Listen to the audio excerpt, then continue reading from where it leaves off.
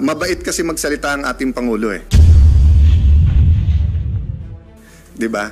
So, ang problema sa gobyerno, halimbawa, when you say it, sana walang delay or I'm expecting no delays, iba yung kasi na parang pag pinukpok mo talaga eh.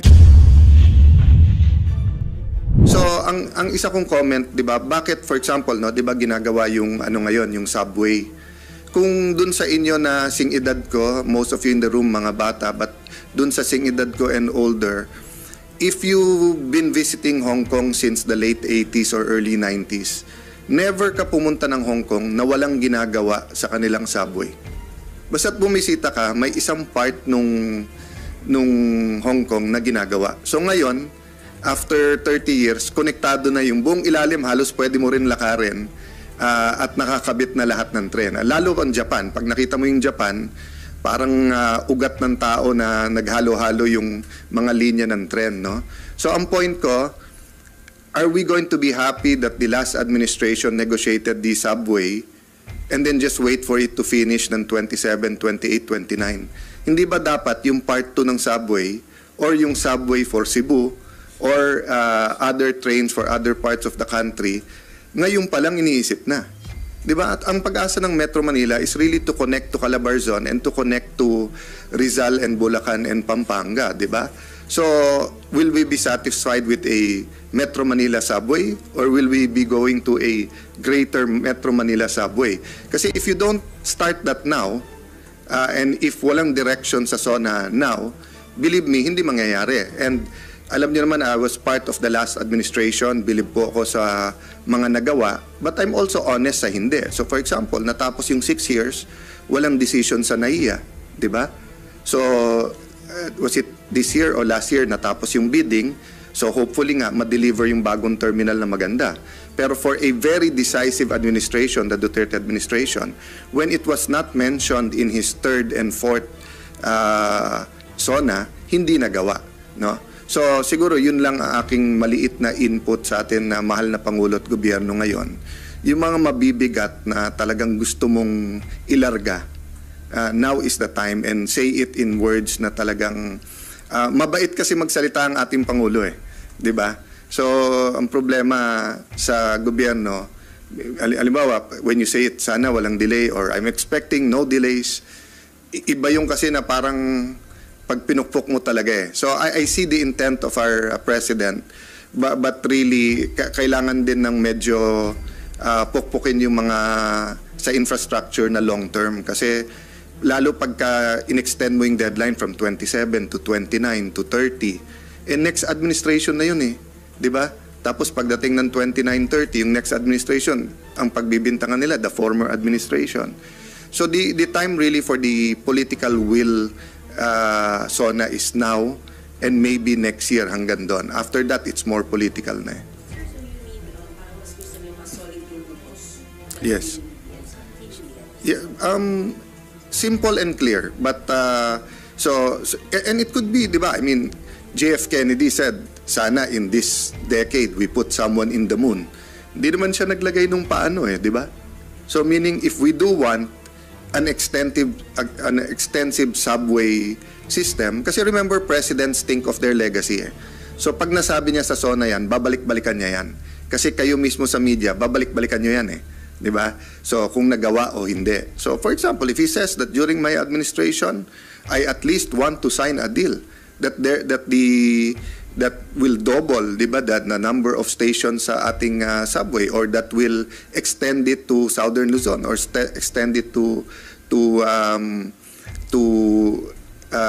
Central Luzon. I'm talking about Greater Metro Manila. Ha? Of course, yung Southern Central Luzon, may mga lines yan na hindi subway. But I'm talking about yung pag tumawid ka ng kalye sa parts of Las Piñas and Muntinlupa, na pag tumawid ka, Laguna na or Cavite, di ba? And same thing with Quezon City and Valenzuela, pag tumawid ka, Bulacan na, di ba?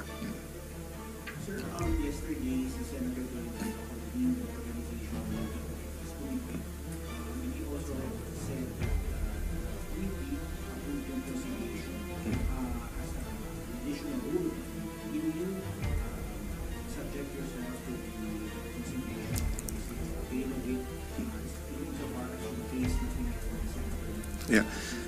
I'll wait, RG, for the final draft ng rules.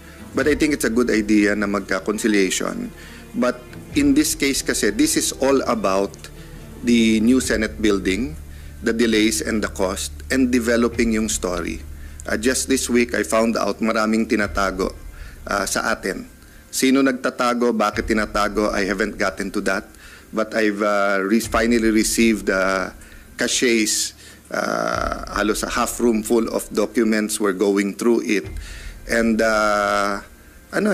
people are either just 25 to 27 that could even be a little bit conservative pala. No? And then, yun nga, may mga... So, I have to consult the Senate President, but I will do my duties. So, parang I cannot... Hindi ako pwede lumingon kasi, RG, na parang, yan yung ethics, anong gagawin sa'yo doon? I have to look forward na yung goal, maganda, masunod yung design, matapos ka agad, at sa tamang presyo. Diba? So, but yung sasabihin mo yung facade, 1 billion, ginawang 498, tapos ngayon, lumalabas 2.9 billion, tapos lumalabas may isa pang design na hindi sinasabi. Malabo yung ganun, di ba? Paano tayo matatapos? I mean, basic naman even sa inyo sa media, transparency, di ba? So, remember, lying is not only not telling you the truth, but it's also telling you the half-truth and then withholding the truth so that you do not come out to the whole truth. That's why pag pinag-oath natin sila, di ba? Sinasabi natin to tell the whole truth and nothing but the truth. Because you can say half-truths or you can say nothing and they'll say that's the truth. Diba? So that's why siguro I can appeal kay Senator Nancy, sa SCT, sa DPWH, diba? Tell the whole truth. Diba? Ito, review lang to So hindi ko alam bakit, ganyan ang nagiging reaction ng marami, either frozen or nagkakalat ng gossip tungkol sa amin or politically may attacks when what we're doing is the review. So if they came forward and gave us everything, we would have decisions by now. And I consulted the Senate President. We want to do the technical decisions all within the month of August para walang further delays. And then para nga yung cost, remember every year na nag-delay tayo or every few months, inflation na naman yan, taas na naman ng cost niyan, di ba? It's coming out so far to be the most expensive building in the country and that's going to be sad, di ba? But we'll still try to remedy that.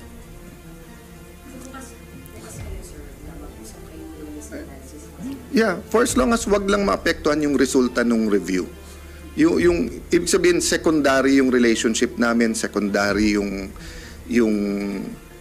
if I can use the word tampuhan, di ba? As I said, I'm not perfect.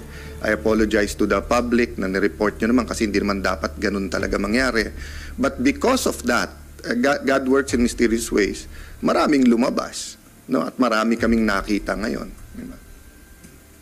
Sorry sir, yung mabisa na lang po sa akin. Kung sabi niyo maraming lumabas na mga sikretos, galing DPWH, sir, yung mga documents? Halo-halo na. Ibig sabihin yung pag sinundan mo yung dalawang hearing, kumbaga parang para kang galing EDSA Makati papuntang Quezon City. Yung pala hindi pinakita sa atin. Meron din palang isang kalye na papunta din Quezon City or papunta sa ibang lugar pero C5 naman pala yung daan. So that's what I'm saying, they're not being forthright, di ba? That's not good kasi nga hindi natin ma-evaluate ng mabuti kung ganyan ang sasabihin. Many people. So let me continue my review. But I will make the statement kung sino-sino sila. Diba? That's why nga, I will not be distracted by Senator Nancy or the Ethics Committee. Kasi nga, now, if they wanna come forward and, diba, yung parating sinasabi, usap-usap, sabi ko lang, simple naman sinabi ko sa kanilang lahat, pwede ba bago kayo mag-usap, bigyan nyo ako ng briefer. And specify ko gumawa na kayo ng timeline, lagay nyo yung significant contracts at saka lagyan nyo lang. Para pag nag-usap, may pag-uusapan tayo. Sir, di ba? May senador o senado? Ang? Na pwedeng ma-deal. Wala pang diin-diin kasi nga... Yung discover nyo na parang mga masikot-sikot. Well, to be honest, ngayon parang all of the above Kasi Lumipas yung 2 hearing, wala namang isang lumapit sa akin. Sabi, boss, yung sa hearing nyo, tama pero mali din ha. Or tama pero hindi lahat sinasabi sa inyo ha. So far, yung nga sabihin ko, I do not know who is most guilty and sinong natatakot lang or tingin nila wala sa kanilang position to speak out. But I'm just saying, di ba, para tayong nag-press con ngayon, tapos paglabas ko, sinabi ng staff ko, sir, mali pala yung sinabi mo ha, kasi ito yung kalahati ng briefer. Di ba, parang ganun yung nangyayari. Parang after every hearing, may dadating na dokumento, mali na pala yung pinag-usapan kasi luma na pala yun.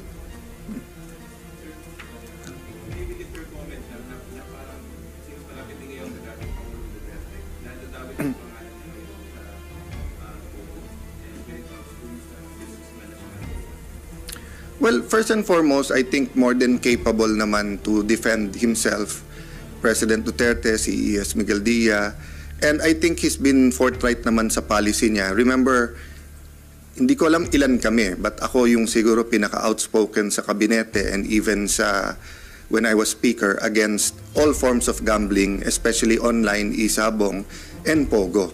Diba? That's why to this date, from the start, the city of Taguig did not allow any pogo in Taguig because nga it's just like legal gaming forms, parating may unintended consequences yan.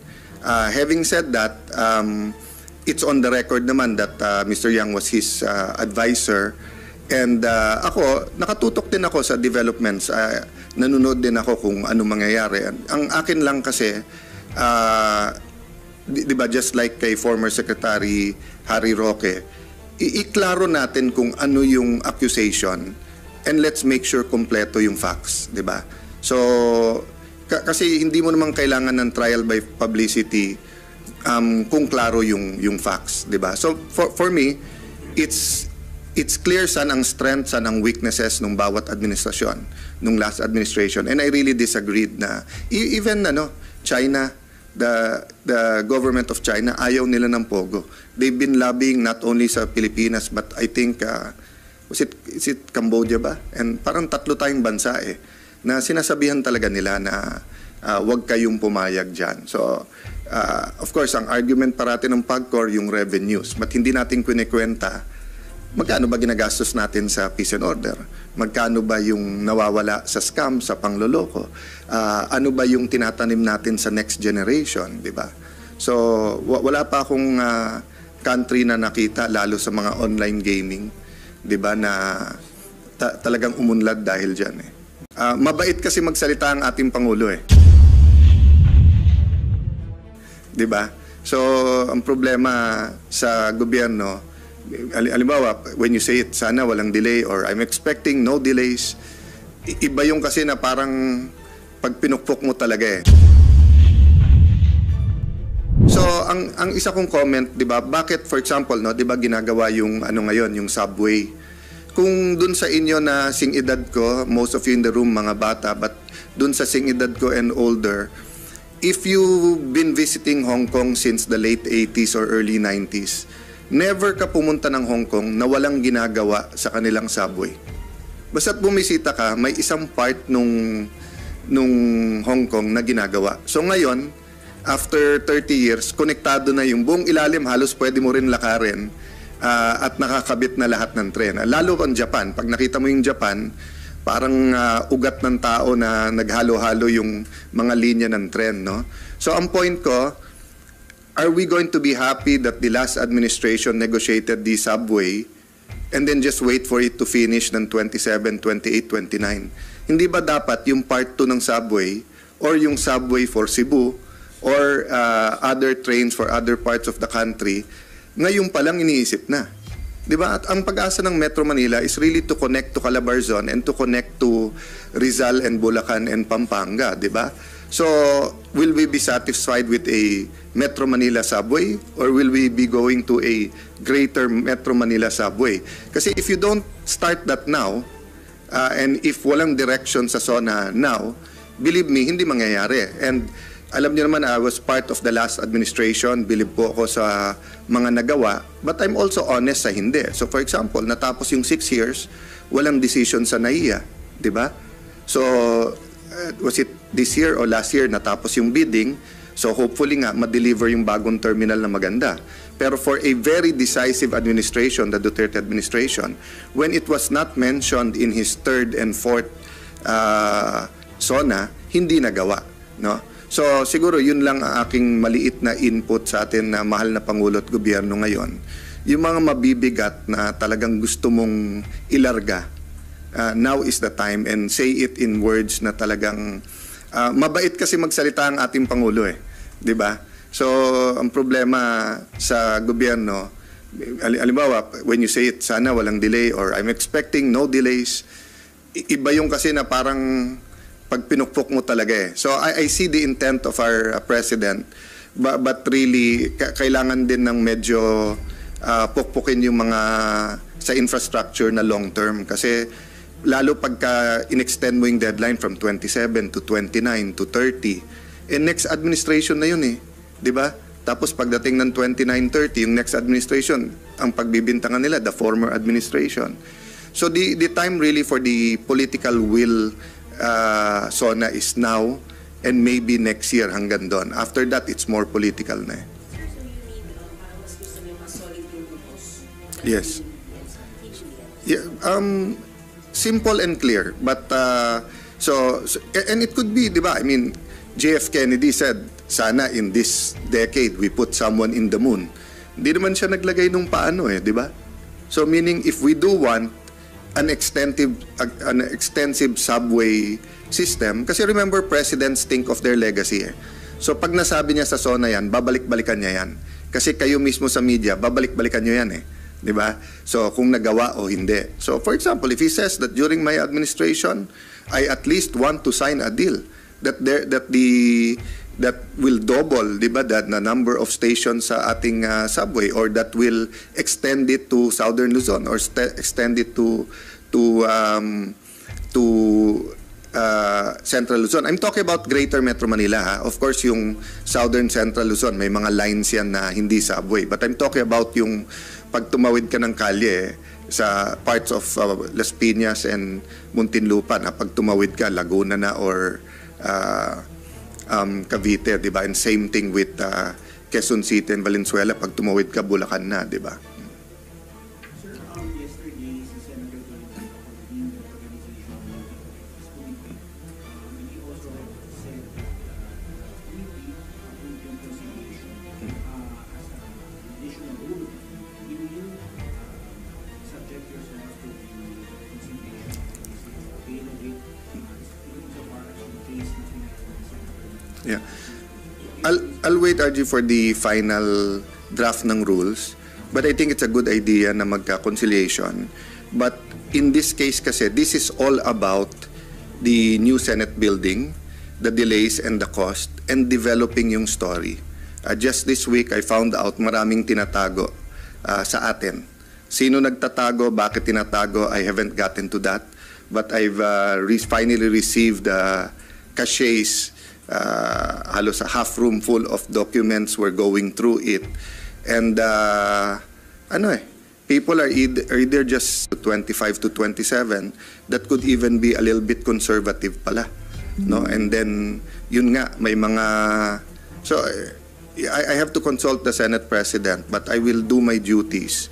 So, parang I cannot...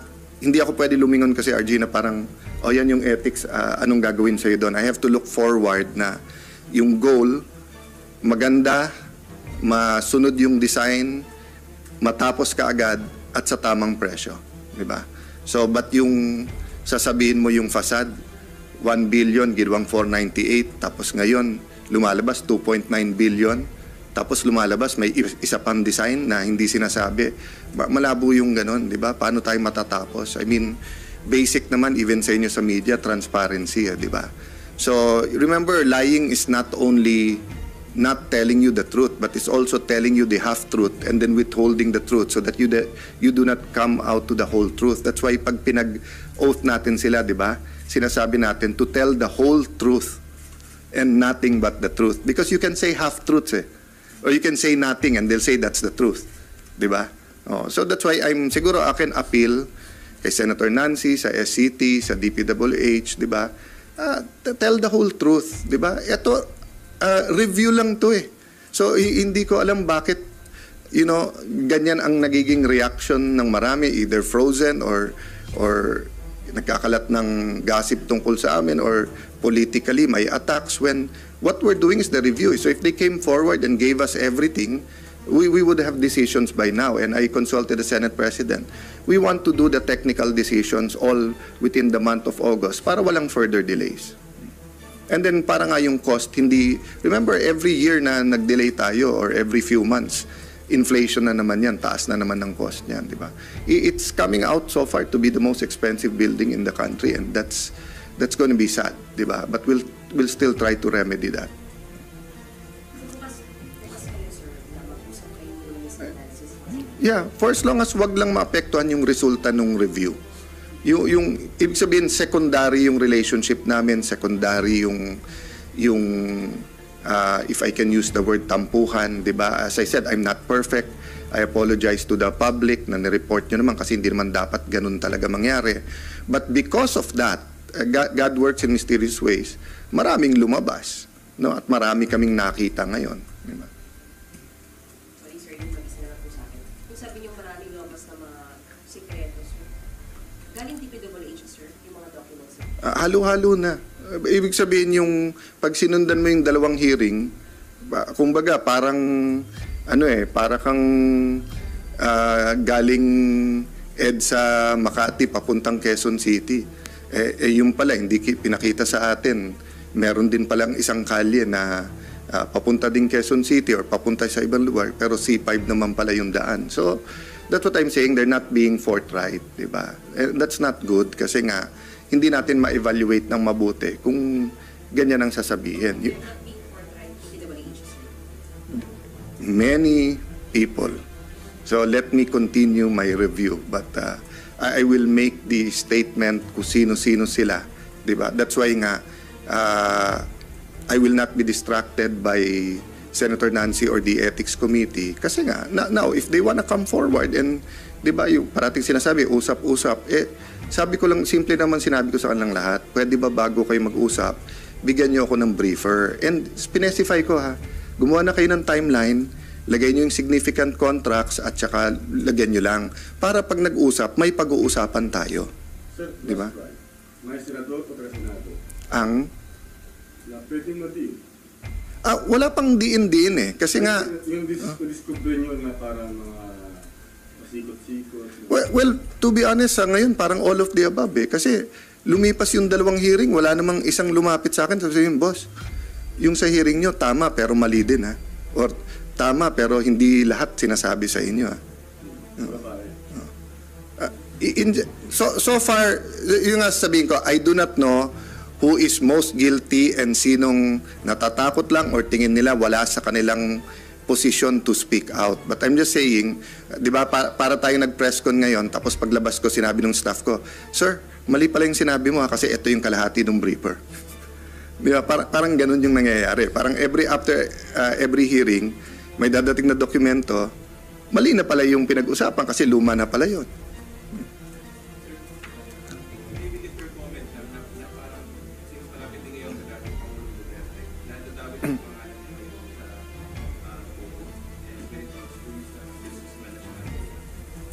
Well, first and foremost, I think more than capable naman to defend himself, President Duterte, si E.S. Miguel Dia, and I think he's been forthright naman sa policy niya. Remember, hindi ko alam ilan kami, but ako yung siguro pinaka-outspoken sa kabinete and even sa when I was speaker against all forms of gambling, especially online, e-sabong, and Pogo. Diba? That's why to this date, from the start, the city of Taguig did not allow any Pogo in Taguig because nga it's just like legal gaming forms, parating may unintended consequences yan. Having said that, it's on the record naman that Mr. Yang was his advisor And ako, nakatutok din ako sa developments. Nanonood din ako kung ano mangyayari. Ang akin lang kasi, di ba, just like kay former Secretary Harry Roque, iklaro natin kung ano yung accusation and let's make sure kompleto yung facts, di ba? So, kasi hindi mo naman kailangan ng trial by publicity kung klaro yung facts, di ba? So, for me, it's clear saan ang strengths, saan ang weaknesses ng bawat administrasyon, nung last administration. And I really disagreed na even China, the government of China, ayaw nila ng POGO. They've been lobbying not only sa Pilipinas but I think is it Cambodia ba? And parang 3 tayong bansa na sinasabihan talaga nila na wag kayong pumayag dyan. So of course ang argument parati ng PAGCOR yung revenues, but hindi natin kinikwenta magkano ba ginagastos natin sa peace and order? Magkano ba yung nawawala sa scam, sa pangloloko? Ano ba yung tinatanim natin sa next generation, di ba? So, wala pa akong country na nakita, lalo sa mga online gaming, di ba, na talagang umunlad dahil dyan. Mabait kasi magsalita ang ating Pangulo di ba? So, ang problema sa gobyerno, halimbawa, when you say it, sana walang delay or I'm expecting no delays, iba yung kasi na parang pag pinukpok mo talaga So, ang isa kong comment, di ba, bakit, for example, di ba ginagawa yung ngayon, yung subway? Kung dun sa inyo na sing-edad ko, most of you in the room, mga bata, but dun sa sing-edad ko and older, if you've been visiting Hong Kong since the late 80s or early 90s, never ka pumunta ng Hong Kong na walang ginagawa sa kanilang subway. Basta't bumisita ka, may isang part nung Hong Kong na ginagawa. So ngayon, after 30 years, konektado na yung buong ilalim, halos pwede mo rin lakarin at nakakabit na lahat ng tren. Lalo ang Japan, pag nakita mo yung Japan, parang ugat ng tao na naghalo-halo yung mga linya ng tren, no? So ang point ko, are we going to be happy that the last administration negotiated the subway and then just wait for it to finish ng 27, 28, 29? Hindi ba dapat yung part 2 ng subway or yung subway for Cebu or other trains for other parts of the country, ngayon pa lang iniisip na? Di ba? At ang pag-asa ng Metro Manila is really to connect to Calabarzon and to connect to Rizal and Bulacan and Pampanga, di ba? So, will we be satisfied with a Metro Manila subway or will we be going to a greater Metro Manila subway? Kasi if you don't start that now, and if walang direction sa SONA now, believe me, hindi mangyayari. And alam niyo naman, I was part of the last administration, believe po ako sa mga nagawa, but I'm also honest sa hindi. So for example, natapos yung 6 years, walang decision sa NAIA, di ba? So, was it this year or last year natapos yung bidding, so hopefully nga ma-deliver yung bagong terminal na maganda. Pero for a very decisive administration, the Duterte administration, when it was not mentioned in his 3rd and 4th SONA, hindi nagawa, no? So siguro yun lang ang aking maliit na input sa atin na mahal na Pangulo at Gobyerno ngayon. Yung mga mabibigat na talagang gusto mong ilarga, now is the time, and say it in words na talagang mabait kasi magsalita ang ating Pangulo di ba? So ang problema sa gobyerno, halimbawa, when you say it, sana walang delay or I'm expecting no delays, iba yung kasi na parang pag pinukpok mo talaga So I see the intent of our president, but really kailangan din ng medyo pukpukin yung mga sa infrastructure na long term, kasi lalo pagka in-extend mo yung deadline from 27 to 29 to 30, next administration na yun di ba? Tapos pagdating ng 29-30, yung next administration, ang pagbibintangan nila, the former administration. So the time really for the political will SONA is now and maybe next year hanggang doon. After that, it's more political na Sir, so you mean parang mas gusto niyo mas solid yung grupos? Yes. Yeah, simple and clear, but so and it could be, di ba? I mean, JF Kennedy said, sana in this decade we put someone in the moon. Hindi naman siya naglagay nung paano di ba? So meaning if we do want an extensive subway system. Kasi remember, presidents think of their legacy. So pag nasabi niya sa SONA yan, babalik-balikan niya yan. Kasi kayo mismo sa media, babalik-balikan niyo yan Di ba? So kung nagawa o hindi. So for example, if he says that during my administration, I at least want to sign a deal that will double, di ba, that na number of stations sa ating subway, or that will extend it to Southern Luzon, or extend it to Central Luzon. I'm talking about Greater Metro Manila. Of course, yung Southern Central Luzon, may mga lines yan na hindi subway. But I'm talking about yung pag tumawid ka ng kalye sa parts of Las Piñas and Muntinlupa, na pag tumawid ka, Laguna na or Cavite, di ba? And same thing with Quezon City and Valenzuela, pag tumawid ka, Bulacan na, di ba? Sir, yesterday, si Senator Tolentino convened the organization of committee. And he also said that the committee approved yung conciliation as an additional rule. Will you subject yourself to the conciliation policy, avail of it, even so far as yung case na pinagawa ni Senator? Yeah. I'll wait, RG, for the final draft ng rules. But I think it's a good idea na magka-conciliation.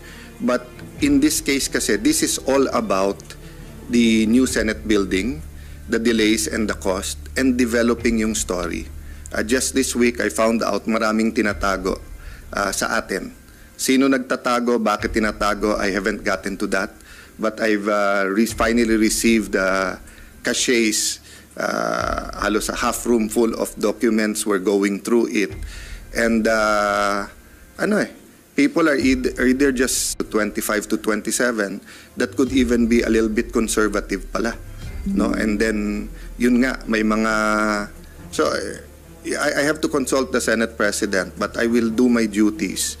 So, parang I cannot...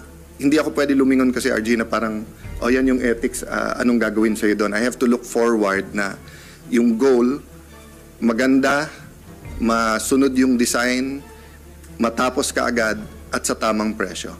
Diba? So, but yung sasabihin mo yung facade, 1 billion, ginawang 498, tapos ngayon, lumalabas 2.9 billion, tapos lumalabas may isa pang design na hindi sinasabi. Malabo yung ganon, di ba? Paano tayo matatapos? I mean, basic naman even sa inyo sa media, transparency, di ba? So, remember, lying is not only not telling you the truth, but it's also telling you the half-truth and then withholding the truth so that you do not come out to the whole truth. That's why pag pinag-oath natin sila, di ba? Sinasabi natin to tell the whole truth and nothing but the truth. Because you can say half-truths or you can say nothing and they'll say that's the truth. Di ba? So that's why siguro akin appeal kay Senator Nancy, sa SCT, sa DPWH, di ba?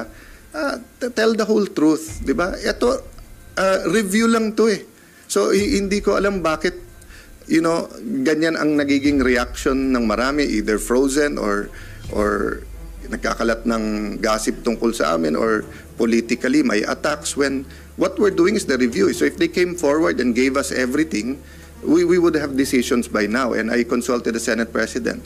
We want to do the technical decisions all within the month of August para walang further delays.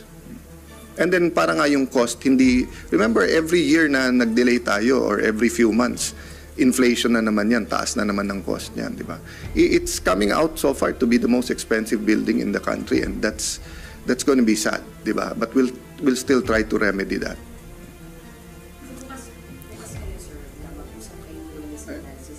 Yeah, for as long as wag lang maapektuhan yung resulta ng review. Yung ibig sabihin secondary yung relationship namin, secondary yung if I can use the word tampuhan, 'di ba? As I said, I'm not perfect.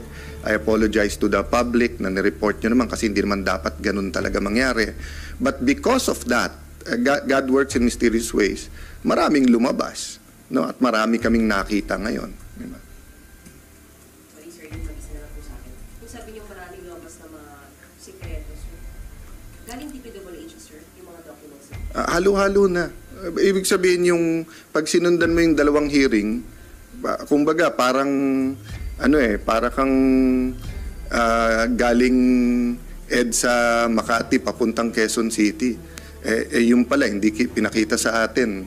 Meron din palang isang kalye na papunta din Quezon City or papunta sa ibang lugar, pero C5 naman pala yung daan. So, that's what I'm saying, they're not being forthright, di ba? And that's not good kasi nga, hindi natin ma-evaluate ng mabuti kung ganyan ang sasabihin. They're not being forthright to DOH, sir. Many people.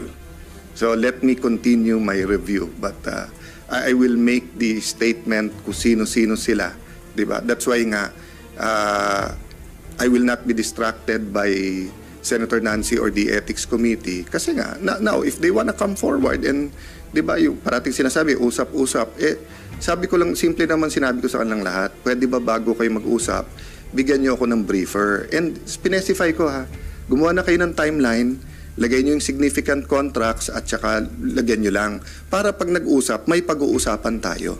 Sir, Di ba? right. May senador o taga-senado Ang na pwedeng ma-deal. wala pang diin-diin kasi nga Yung discover nyo na parang mga pasikot-sikot. well, to be honest, ngayon parang all of the above kasi lumipas yung 2 hearing, wala namang isang lumapit sa akin sabihin, boss, yung sa hearing nyo tama pero mali din or tama pero hindi lahat sinasabi sa inyo So far, yung nga sabihin ko, I do not know who is most guilty and sinong natatakot lang or tingin nila wala sa kanilang position to speak out. But I'm just saying, di ba, para tayo nag-press con ngayon, tapos paglabas ko, sinabi ng staff ko, sir, mali pala yung sinabi mo kasi ito yung kalahati ng briefer. Di ba, parang ganun yung nangyayari. Parang after every hearing, may dadating na dokumento, mali na pala yung pinag-usapan kasi luma na pala yun.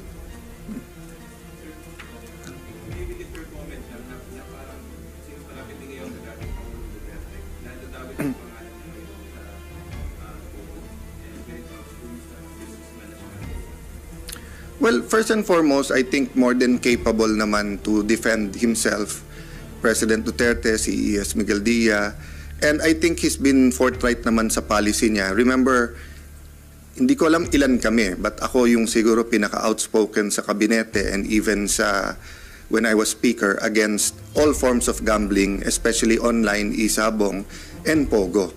Diba? That's why to this date, from the start, the city of Taguig did not allow any pogo in Taguig because nga it's just like legal gaming forms, parating may unintended consequences yan. Having said that, it's on the record naman that Mr. Yang was his advisor, and ako, nakatutok din ako sa developments, nanonood din ako kung ano mangyayari. Ang akin lang kasi, di ba, just like kay former Secretary Harry Roque, iklaro natin kung ano yung accusation and let's make sure kompleto yung facts, di ba? So, kasi hindi mo naman kailangan ng trial by publicity kung klaro yung facts, di ba? So, for me, it's clear saan ang strength, saan ang weaknesses ng bawat administrasyon, nung last administration. And I really disagreed na even China, the government of China, ayaw nila ng pogo. They've been lobbying not only sa Pilipinas but I think is it Cambodia ba? And parang 3 tayong bansa na sinasabihan talaga nila na wag kayong pumayag dyan. So of course ang argument parati ng PAGCOR yung revenues, but hindi natin kwenta magkano ba ginagastos natin sa peace and order? Magkano ba yung nawawala sa scam, sa pangloloko? Ano ba yung tinatanim natin sa next generation, di ba? So, wala pa akong country na nakita, lalo sa mga online gaming, di ba, na talagang umunlad dahil dyan. Mabait kasi magsalita ang ating Pangulo di ba? So, ang problema sa gobyerno, halimbawa, when you say it, sana walang delay or I'm expecting no delays, iba yung kasi na parang pag pinukpok mo talaga So, ang isa kong comment, 'di ba? Bakit for example, 'di ba ginagawa yung ngayon, yung subway? Kung dun sa inyo na sing-edad ko, most of you in the room mga bata, but dun sa sing-edad ko and older, if you've been visiting Hong Kong since the late 80s or early 90s, never ka pumunta ng Hong Kong na walang ginagawa sa kanilang subway. Basta't bumisita ka, may isang part nung Hong Kong na ginagawa. So ngayon, after 30 years, konektado na yung buong ilalim, halos pwede mo rin lakarin at nakakabit na lahat ng tren. Lalo ang Japan, pag nakita mo yung Japan, parang ugat ng tao na naghalo-halo yung mga linya ng tren, no? So ang point ko, are we going to be happy that the last administration negotiated the subway and then just wait for it to finish ng 27, 28, 29? Hindi ba dapat yung part 2 ng subway or yung subway for Cebu or other trains for other parts of the country, ngayon pa lang iniisip na? Diba? At ang pag-asa ng Metro Manila is really to connect to Calabarzon and to connect to Rizal and Bulacan and Pampanga, diba? So, will we be satisfied with a Metro Manila subway or will we be going to a greater Metro Manila subway? Kasi if you don't start that now, and if walang direction sa SONA now, believe me, hindi mangyayari. And alam niyo naman, I was part of the last administration. Believe po ako sa mga nagawa. But I'm also honest sa hindi. So for example, natapos yung 6 years, walang decision sa NAIA. Diba? So, was it this year or last year natapos yung bidding? So hopefully nga, ma-deliver yung bagong terminal na maganda. Pero for a very decisive administration, the Duterte administration, when it was not mentioned in his 3rd and 4th SONA, hindi nagawa. No? So siguro yun lang ang aking maliit na input sa atin na mahal na Pangulo at Gobyerno ngayon.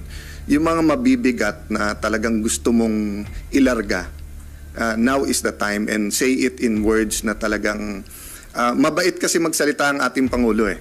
'Di ba?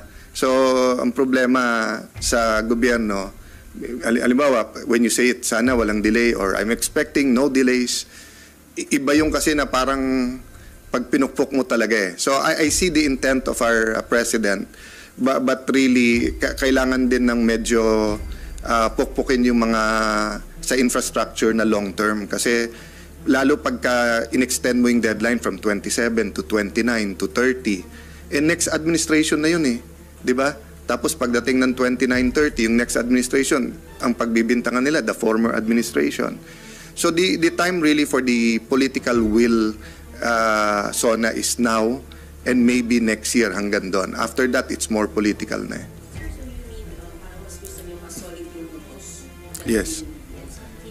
Yeah, simple and clear, but and it could be, di ba? I mean, JF Kennedy said, sana in this decade we put someone in the moon. Hindi naman siya naglagay nung paano eh, di ba? So meaning if we do want an extensive subway system, kasi remember, presidents think of their legacy eh. So pag nasabi niya sa SONA yan, babalik-balikan niya yan. Kasi kayo mismo sa media, babalik-balikan niyo yan eh.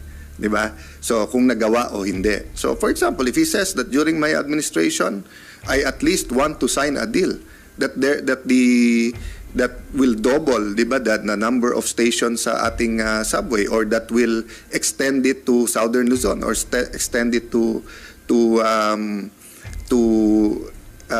Central Luzon. I'm talking about Greater Metro Manila. Ha? Of course, yung Southern Central Luzon, may mga lines yan na hindi subway. But I'm talking about yung pag tumawid ka ng kalye sa parts of Las Piñas and Muntinlupa, na pag tumawid ka, Laguna na or Cavite, di ba? And same thing with Quezon City and Valenzuela, pag tumawid ka, Bulacan na, di ba? Sir, yesterday, si Senator Tolentino convened the organization of this committee. And he also said that the committee approved yung conciliation as an additional rule. Will you subject yourself to the conciliation of the available even so far as yung case na pinagawa ni Senator? Yeah. I'll wait, RG, for the final draft ng rules. But I think it's a good idea na magka-conciliation. But in this case kasi, this is all about the new Senate building, the delays and the cost, and developing yung story.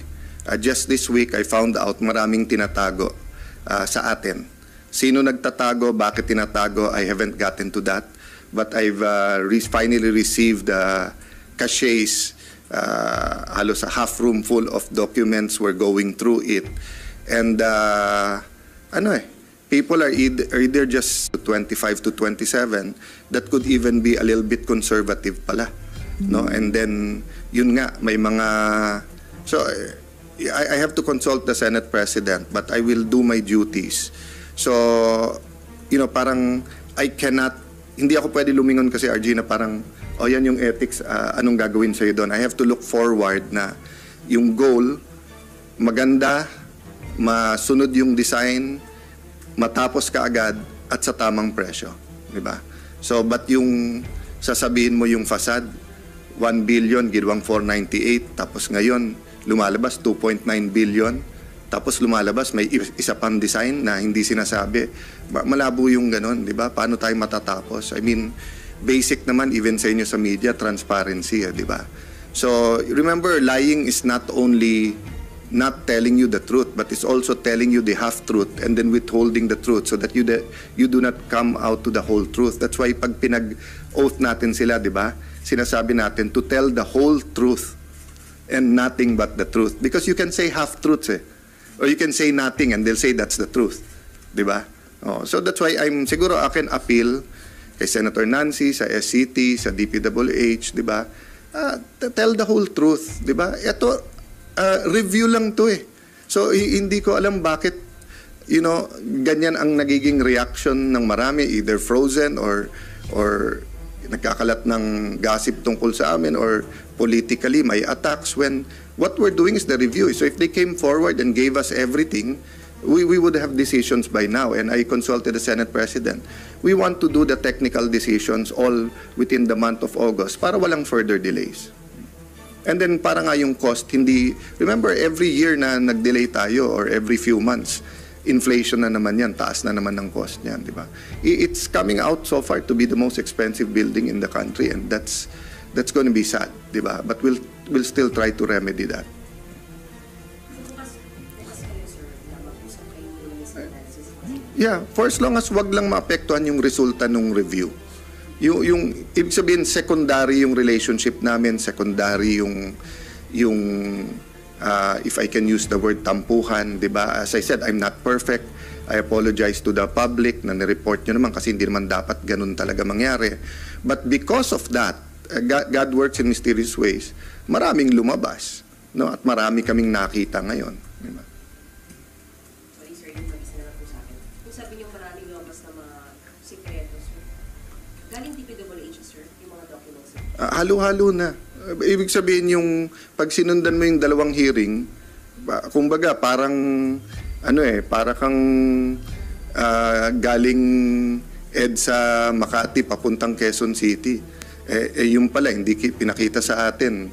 Meron din palang isang kalye na papunta din Quezon City or papunta sa ibang lugar pero C5 naman pala yung daan. So that's what I'm saying, they're not being forthright, di ba? That's not good kasi nga hindi natin ma-evaluate ng mabuti kung ganyan ang sasabihin. You're not being forthright to DPWH, sir. Many people. So let me continue my review, but I will make the statement kung sino-sino sila, di ba? That's why nga I will not be distracted by Senator Nancy or the Ethics Committee kasi nga now if they wanna come forward and di ba yung parating sinasabi usap-usap, sabi ko lang, simple naman sinabi ko sa kanilang lahat, pwede ba bago kayo mag-usap bigyan niyo ako ng briefer and specify ko gumawa na kayo ng timeline, lagay niyo yung significant contracts at saka lagyan niyo lang para pag nag-usap may pag-uusapan tayo. Sir, di ba? May senador o presenado? Ang Na pwedeng ma-deal. wala pang diin-diin kasi nga Yung discover nyo na parang mga pasikot-sikot. well, to be honest, ngayon parang all of the above kasi lumipas yung dalawang hearing, wala namang isang lumapit sa akin sabihin, boss, yung sa hearing nyo tama pero mali din or tama pero hindi lahat sinasabi sa inyo so far, yung nga sabihin ko, I do not know who is most guilty and sinong natatakot lang or tingin nila wala sa kanilang position to speak out. But I'm just saying, di ba, para tayo nag-press con ngayon, tapos paglabas ko, sinabi ng staff ko, sir, mali pala yung sinabi mo kasi ito yung kalahati ng briefer. Di ba, parang ganun yung nangyayari. Parang after every hearing, may dadating na dokumento, mali na pala yung pinag-usapan kasi luma na pala yun.